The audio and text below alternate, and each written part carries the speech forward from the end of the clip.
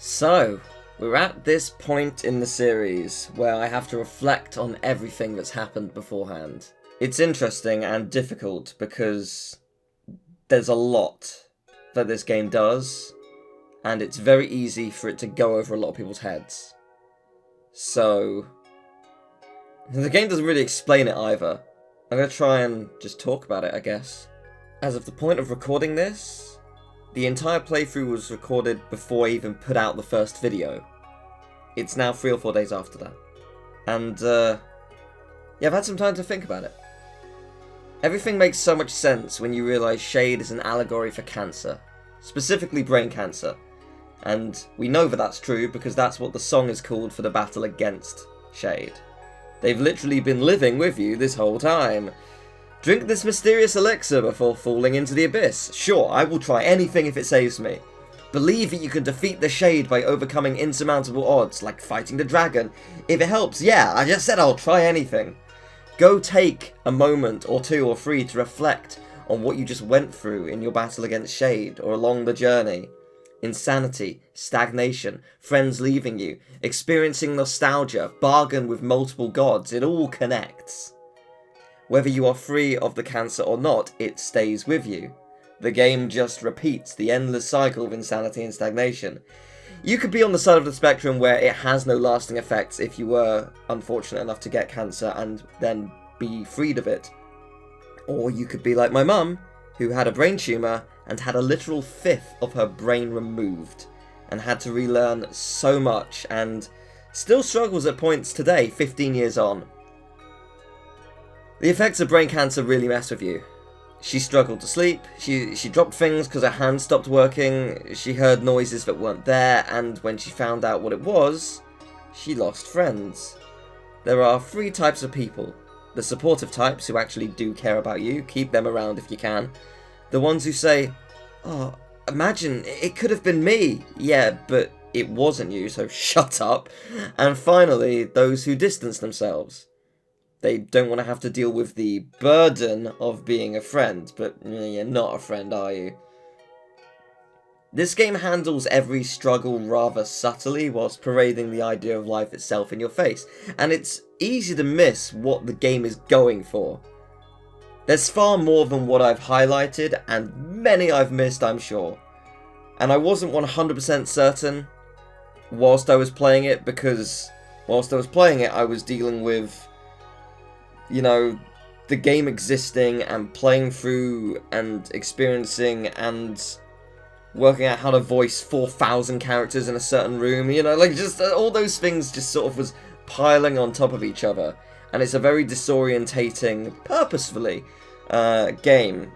And that's actually handled really well because it's disorientating, it's really, really good. It sells the point without selling the point too obviously, if that makes sense. And yeah, it's very much a game you need to reflect on. And I purposely watched a bunch of reviews to see if anyone talks about Shade and the allegory for cancer, and not a single one mentions it, not even as like a hint. Like, and you could argue that, oh, that's for spoiler talk. But people do go into, like, half the reviews I saw basically lay out the entire game and its plot. I was like, okay. So, like, besides, like, 1 or 2 twists. So I was like, okay, well, you're not really not talking about it. You just haven't realised. And that's fine. But yeah, like, I've only been able to reflect on the game a couple of days. But I hope this is something that sticks with me. If we put the story to one side for a second, the combat is incredible and the music even better than the first game. And I want to experience it again. I want to play it again at some point. I've seen fans of the game dislike how you fight multiple of the same enemy. To me, it makes sense for what this story is telling. You're fighting enemies from the word go. You'll encounter some repetition in the process, and some enemies are the same. The further you go, the more you level up. That's the process. As you battle the big C. Insanity, stagnation, put on a brave face because let's face it, all is vanity. I don't know, just maybe there's some stuff I'm taking too literally, or maybe I've hit the nail on the head, that's exactly what they were going for. But then again, that's the beauty of video games and art. multiple interpretations. Interpret it how you want to interpret it. See the story for what it means to you, how it affects you. That's important. And I want to thank everyone at Foreign Gnomes, because you've made something pretty special. When someone you love goes through this, it's easy to box it all away and not think about what it was like. Because why would I want to remember a memory from 15 years ago that was really, really rough on all of us? But it's not a bad thing to remember. It helps you grow.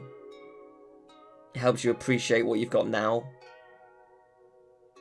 And to be clear, my mum is doing really well.